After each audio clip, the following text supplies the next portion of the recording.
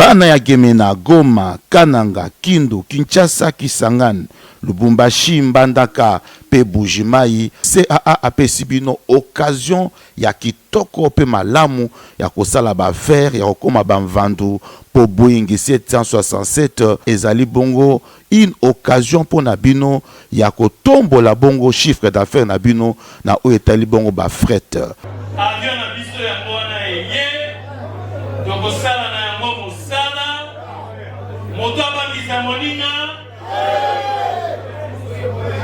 moto akabela moninga ezali te soki napesi yo biloko lobi koya lisusu awa te avion na bino yango wana eye tosala mosala lutu tokomema kopo tokomema sani tokomema baplastique tokomema friperi tokomema bamoto tokomema mituka tokomema eboko na nzela ya kananga bataba ya bomoi tokomema fumba pe tokomema.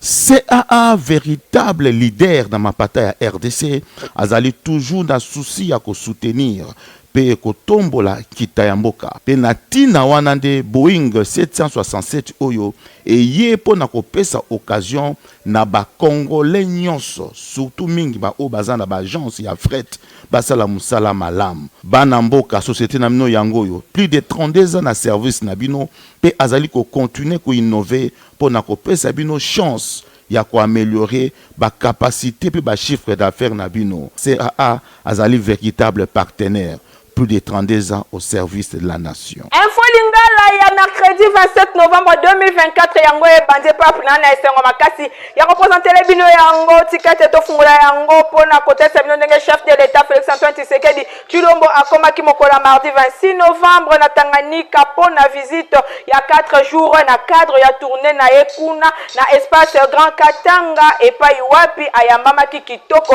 pe apesaki mitingo liboso ya terrain ya maendeleo héritier mapendemi apesi bino ba détail. Chef de l'État Félix Antoine Tshisekedi Tshilombo akomaki mardi 26 novembre 2024 na chef lié ya province ya Tanganyika pour na visite ya 4 jours na cadre ya poursuite ya tournée na ye na espace Grand Katanga kobanda na aéroport tu na terrain liboso ya terrain maendeleo na route Lumumba epai wapi eponamaki pona meeting na ye chef de l'État ayambamaki na ndenge ya kitoko epai ya population oyo bazalaki vraiment mobilisé malgré mvula makasi ebetaki na ville ya Kalemi. Boye kolongwa adresse oyo population bazalaki vraiment esengo makasi na agenda ya président de la République chef de l'État Félix Antoine Tshisekedi Tshilombo na province ya Tanganyika oyo agenda na ye ezali ko prévoir entre autres inauguration ya nouveau bâtiment ya Banque centrale du Congo BCC na Mokuse. Puis visite guidée na palais de la justice ya Kalemi oyo etongami grâce na partenariat elongo na programme ya ba Nations Unies pour le développement PNUD na Mokuse Pemboka Suède. Le président a accordé pe ba audience ya ndenge na ndenge pe a présider sur place conseil provincial ya sécurité pe conseil supérieur ya défense pe le sous 24e conseil des ministres. Bosimbake na visite na ye e kozala bongo 11e conférence ya ba gouverneur ya ba province e kobanda kuna kobanda le 27 kino le 29 novembre oyo chef de l'État Félix Antoine Tshisekedi Tshilombo a présider thème na yango ezali renforcer la gouvernance des provinces afin d'assurer la cohésion communautaire, facteur clé de la réussite du programme de développement local de 145 territoires. Bosimba Kemisala Oyo ezali bongo selon la loi organique numéro 08/015 il y a le 7 octobre 2008 Oyo ezali bongo na cadre ya concertation régulière entre la province et l'ongona pouvoir exécutif national. Mission na yango ezali kotia ba avis pe ko formuler ba suggestion moko ya malonga pour na politique oyo ba komene pour na législation eye bana kozala élaborée. Président de l'Assemblée nationale, professeur Vital Kamerhe akomaki na cœur capitale ya Égypte pour la visite officielle en tant qu'invité spécial ya président ya chambre des représentants égyptiens. Héritier Mapine va passer bino ba détail. Invité spécial du président de la Chambre. Invité spécial, il y a président, il y a Chambre et des représentants égyptiens, Dr Anafi Gebali, président, il y a Assemblée nationale, il y a République démocratique du Congo, professeur Vital Kamerhe, il y a Azalaki accompagné na rapporteur Jacques Njoli, Bakomaki mardi 26 novembre 2024, na cœur capitale, il y a Égypte. Bosimbake na aéroport international ya Caire, professeur Vital Kamerhe ye ayambamaki na secrétaire général ya chambre ya représentant égyptienne Ahmed Ezat Mana yepe azalaki lisusu elongona ambassadeur ya République démocratique du Congo kuna na Égypte Kasongo Musenga Jean-Baptiste. Mercredi 27 novembre 2024, professeur Vital Kamerhe elongona délégation na ye bako accompagner elongona délégation na ye bako zalabongo resi et pas ya président ya chambre ya représentant égyptienne Dr Anafi Gebali pour la séance de travail moko avant akoba séjour na ye elongo na activité mosusu oyo ezwami na programme na ye na agenda na ye oyo ezali kotalisake akozala kuna pendant 4 jours visite oyo ekozala pe occasion pour na ba président ya ba deux chambres ba ibana kobeta masolo na cadre ya appui parlementaire na gouvernement autour ya ba projet ya ndenge na ndenge ba projet bilatéraux oyo ezali bongo na entente ya implémentation mingi penza na domaine ya énergie propre et renouvelable, infrastructure, recherche scientifique, y a transport et longue rénovation, il y a chemin de fer Kinshasa Matadi, réhabilitation, il y a quelques aéroports, il y a Mboka. Numéro 1, il y a chambre basse, il y a parlement, il y a République démocratique du Congo, accompagné de quelques députés nationaux, Katinamango, honorable Bertol Ulungu, président de la commission relations extérieures, honorable Tumba Mbombo Ifi, Oyo Azalibongo, il y a parti ensemble pour la République, paix honorable Dibandi Nzondomio, il y a réseau, il y a jeune parlementaire, paix honorable Abdallah Penembaka, il y a AAUNC, visite Oyo Ezali suite na invitation Oyo et Pesamela Kiye, le 13 septembre 2024, et Utikoleka, na audience Oyo accordaki na ambassadeur ya Égypte na République démocratique du Congo, Echam Abdel Salam El Quad Oyo ezali bongo na cadre ya renforcement ya relations bilatérales pe ya diplomatie parlementaire entre Bamboka Mibale Égypte na République démocratique du Congo. Première ministre Judith Suminwa ayambamaki mardi 26 novembre na palais royal et pa ya chef ya gouvernement Aziz Akamouche bokutani oyo ezalaki na cadre ya partenariat pe coopération entre RDC na Maroc. Nathalie Kaila héritier Mapinemi.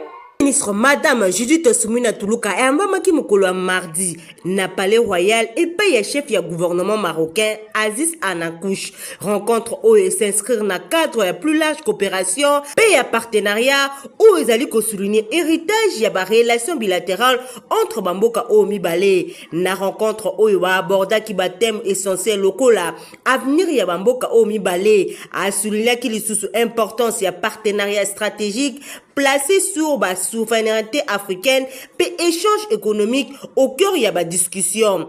Ba affirmation à Judith Suminwa Tuluka et Ezali Kolaki sa volonté à faire avancer intérêt congolais na ko favoriser climat d'échange fructueux na Maroc. Ba discussion et se concentrer qui na façon au Bamboka Mibale ba koki ko tirer parti na ba ressources respectives pour na ko aboutir na économie moko résiliente pe intégrer ya ba marché africain entre République démocratique du Congo na Maroc. Boye Baki, Premier ministre Madame Judith Suminwa Tuluka azana Maroc na ba personnalité ya ndenge na ndenge na ba ministre oyo bazali na ewana pour na koluka ba intérêt ya ba congolais ba perspective d'avenir brillante pe opportunité investissement ya ko explorer collaboration oyo koki ko ouvrir véritable partenariat gagnant-gagnant.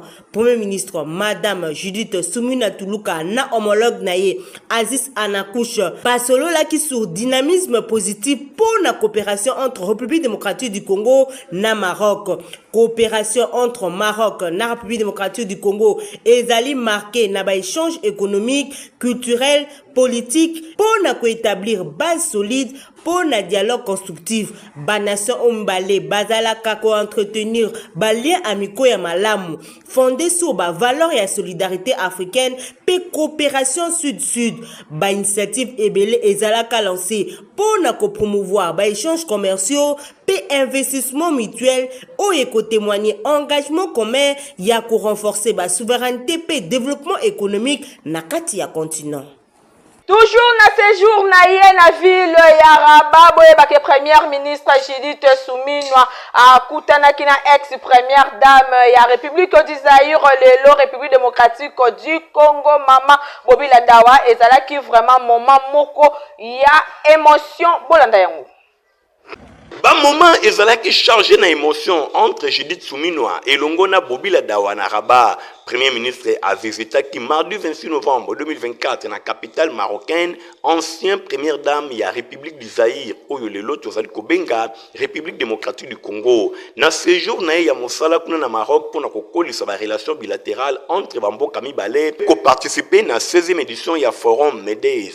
Le chef du gouvernement a sala qui visite mon coin Malonga, puis visite Oyo ezali symbolique et pas il y avait via maréchal Mobutu. Beaucoup tani Oyo entre deux femmes emblématiques.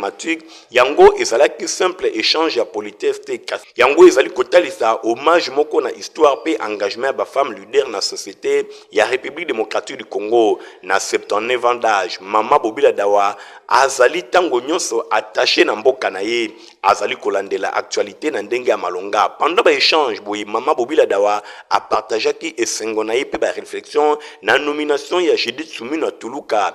D'ailleurs na yebisaki ye moko.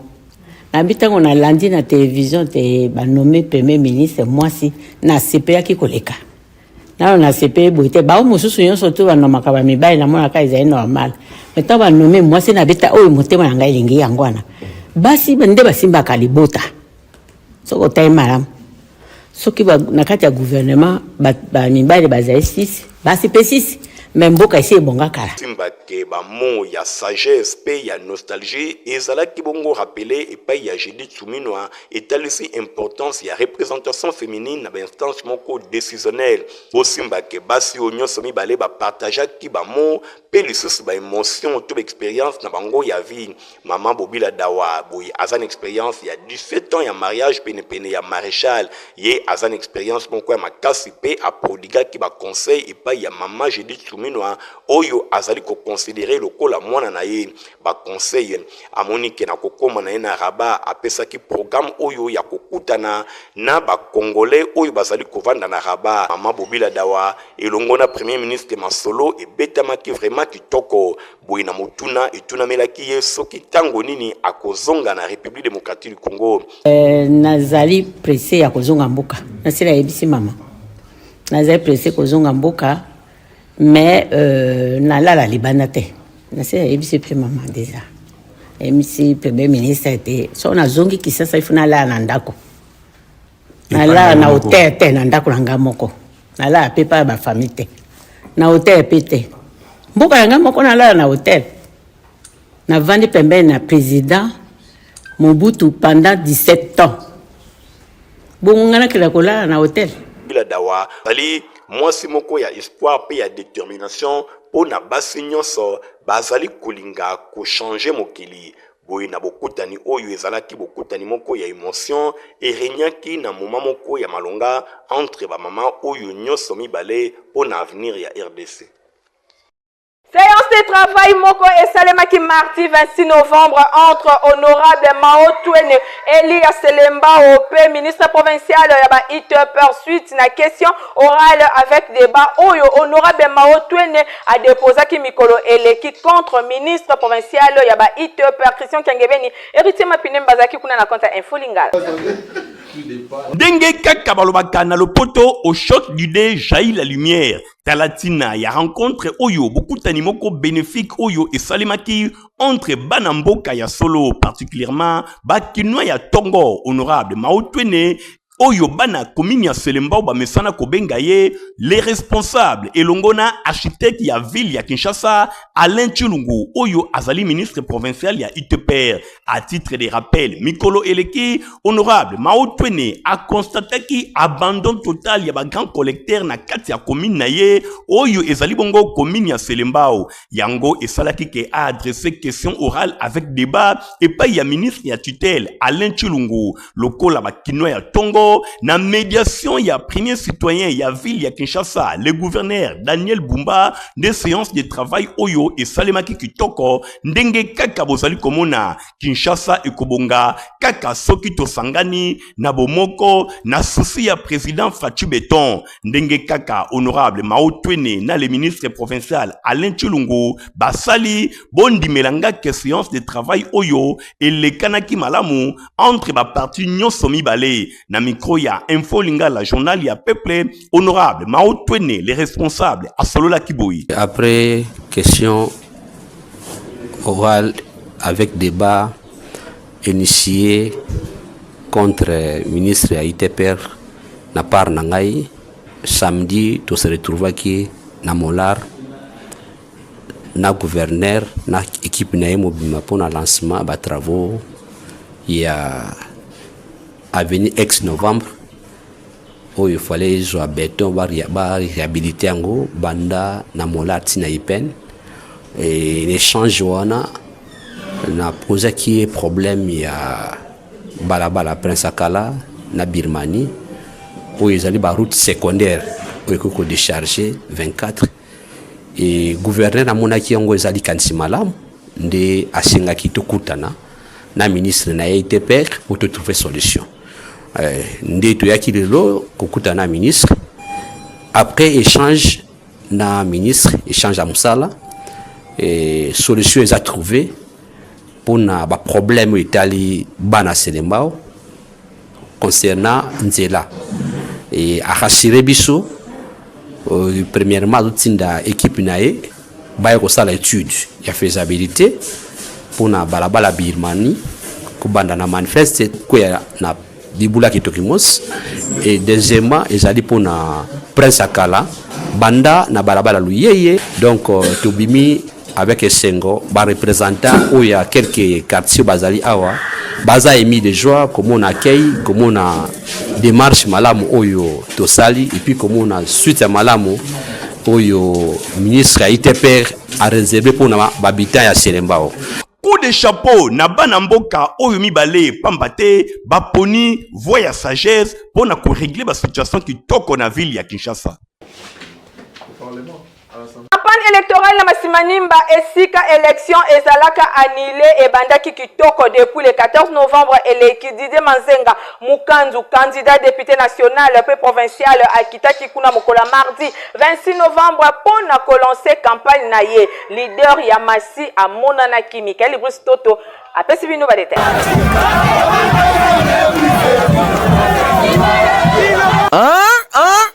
Masimanimba tombé sans résistance n'a arrivé à leader ya Mabele. La force écrasante, l'homme de Kisalu Nantola Kutuba Nanima. Didier Mazenga Mukanzu. Tala! Oyebi ke campagne ezala lancée depuis le 14 novembre. Kasi foin na terrain. Malili neti matanga. Bondi melangai ke campagne bandinde na arrivé ya Mokwake. Ya Didier Mazenga Mukanzu. Accompagné de sa tendre épouse, Madame Richesse Monamputu Mazenga. Zoafoul Oyo. Engaye. Système ezala kaka moko tangwa yaka awa na Mabele nyata moninga aganga ai osenga pardon. Alors Yahvé nous aba maponami kele le 15 décembre yoyi na betume futuka samu na kusonga bana ya ponka londa ndeki lumbu ya vote betuke kwenda na bureau de vote betuke voter Mazenga na national numéro quoi? Numéro quoi? Na provincial numéro quoi?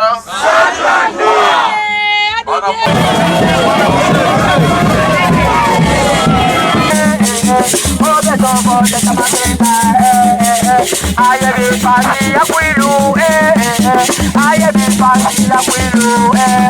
Candidat à la députation nationale numéro 82, pena provinciale numéro 133, na territoire ya Massima Nimba, Didier Mazenga Mukanzu, leader incontestable pe incontesté ya Kwilu, sima ya kotambola makolo korta na molonga ni na epe foule ya population oyo balandaki ye bozwa ye sikoyo awa na résidence na ye na Masamuna et tout le coup population bayaki kaka pona koyoka ete kasi pona ko admirer bolangala na ye sur place. Tomonaki présence ya secrétaire général AI pe porte-parole ya parti Lumumbi s'est unifié Palou Dolin Kachama, ba députés nationaux pe provinciaux déjà élus à Palou, kasi mingi nde ba candidat na liste ya Palou aligné na législative nationale pe provinciale. Moto ya fula katala te Didier Mazenga Mukanzu apesa ki moko maloba pour ba se présenter devant population.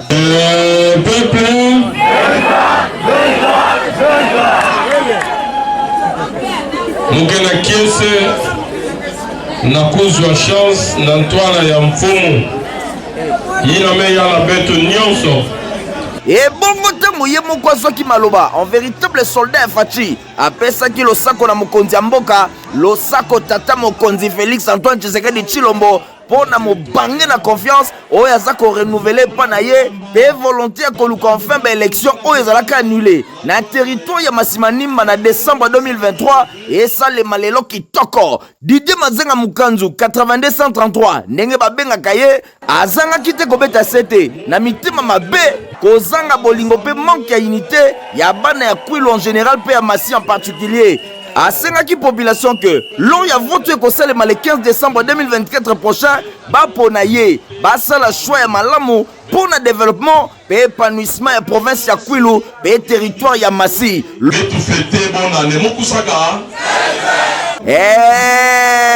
Tangu bayebisaka bino ke Didier Mazenga Mukanzu nde leader bolingi kaka tembe tala leloyo population a confirmé yango 10 jours ya vote et kozala kaka seboye et bongo bokosa lisusu makambo lokuta ndenge bomesana parce que l'on vous fait peur.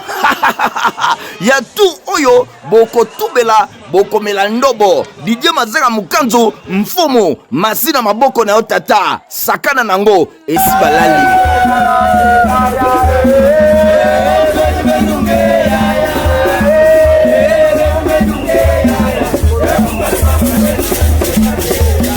Élève ya complexe scolaire Mama Pemba ya coupe couture électricité pe informatique basalaki ba pratique ya ndenge na ndenge bolanda ba détail elongo na Ladi Lando ndenge omoni biso lelo toye na atelier tozana ba élève ya deuxième coupe couture et lelo tozo sala tracé ya corsage de base taille personnelle toko tongana noté soki basali tracé te ndenge omoni biso lelo ndenge bana yo moko omoni bana bazo sala ba tracé ya taille na bango moko poto lekana na coupe donc nga naza wana pona ko guider bango pona ko expliquer mais bango moko ndo omoni ba sala tracé et baza na facilité directement ya ko poser pe ya ko kata mbala moko po bazo sala déjà ba tracé na bango lelo et une fois na remercier kaka son excellence visionnaire Néron Mbungu pour na initiative ya kitoko memela biso eloko moko ya bien kisensu et puis na Kinshasa o ezate na pesa atelier na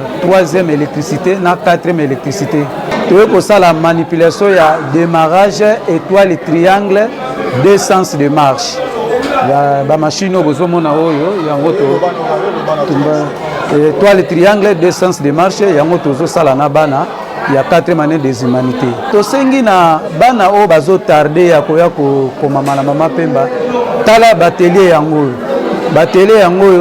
awa nyonso ezali o nyonso lingi ko sala comme travail ya manipulation o etangamaka na classe tozali nango awa lelo toye pratique informatique na bana ya 3e humanité commerciale donc le rôle à tozarana bango na Excel totangaka Excel.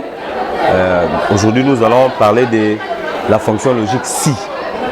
Toujours là, ça va on nini, ça la calcul, et composer la condition d'une façon automatique dans Excel pour afficher les résultats attendus.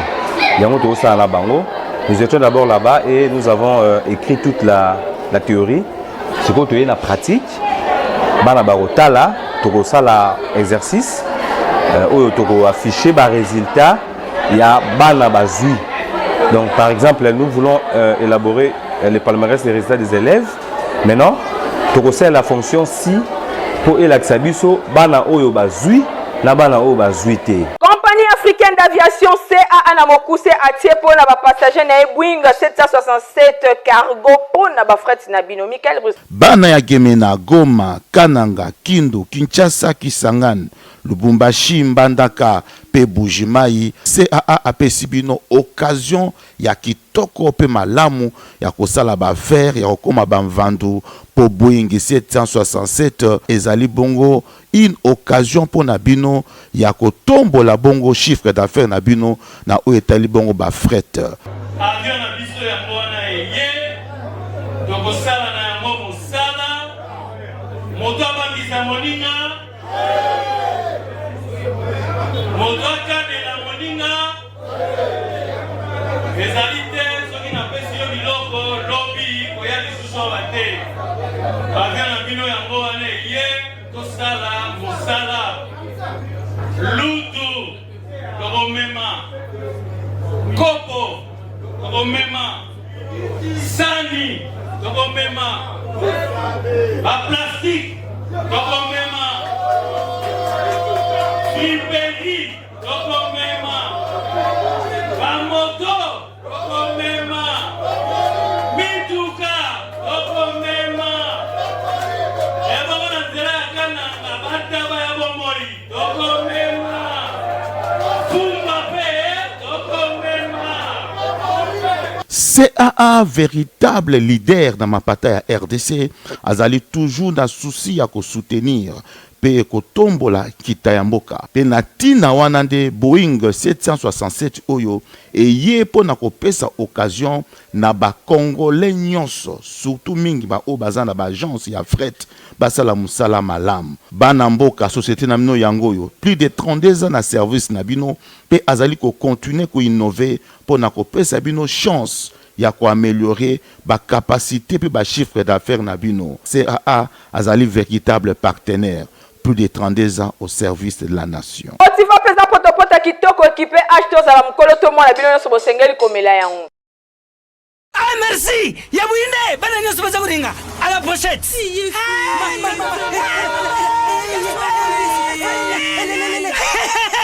Bouzala Kwarme, Protivap et tonne la protéine et énergie.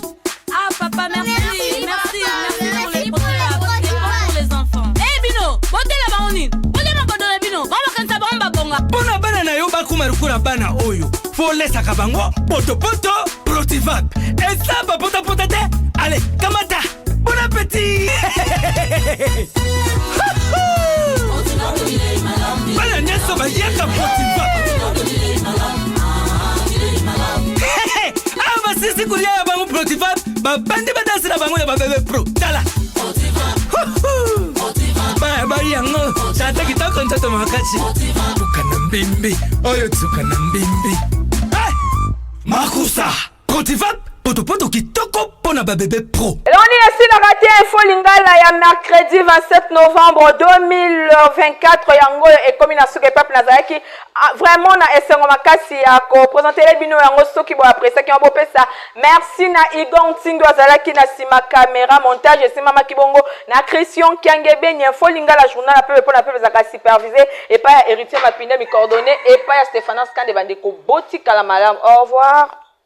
Bana ya Gemena, Goma, Kananga, Kindu, Kinshasa, Kisangani, Lubumbashi, Mbandaka, pe Bujimai, CAA apesi bino occasion ya kitoko pe malamu ya kosala ba faire ya kokoma bamvandu po Boeing 767 ezali bongo une occasion pour na bino ya kotombola bongo chiffre d'affaires na bino na o etali bongo ba fret. Avion na biso ya mwana eye tokosala na yango mosala moto abangisa moninga moto akabela moninga ezali te soki napesi yo biloko lobi koya lisusu awa te avion na bino yango wana eye tosala mosala lutu tokomema kopo tokomema sani tokomema baplastique tokomema liberi tokomema bamoto tokomema mituka tokomema ebona nzela ya kananga bataba ya bomoi tokomema fumba pe tokomema. CAA, véritable leader dans ma bataille à RDC, azali toujours dans souci à soutenir pe kotombola kitayamboka pe natina wanande Boeing 767 oyo et ye po na kopesa occasion na ba congolais nyonso surtout mingi ba o bazana ba agence ya fret basala musala malam bana mboka société na bino yango yo plus de 32 ans na service na bino pe azali ko continuer ko innover po na kopesa bino chance ya ko améliorer ba capacité pe ba chiffre d'affaires na bino. CAA azali véritable partenaire, plus de 32 ans au service de la nation.